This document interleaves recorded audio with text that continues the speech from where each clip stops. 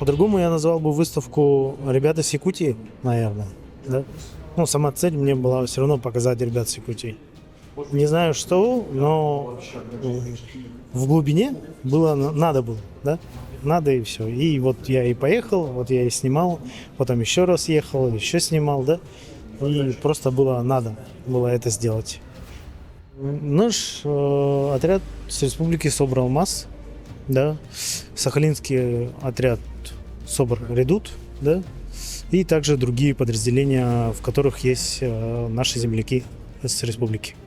Ну, посетили первое, что увидят, да, это историю пути, да, отряда, получается, с нашей республики, да, в таком вот интересном, качественном формате фотографий и видеороликов. Сейчас, может быть, как бы выставка, да, пару лет назад это было просто моменты, да, а через 10 лет это будет уже, ну, как история, то есть якутских подразделений, которые были в зоне специальной военной операции.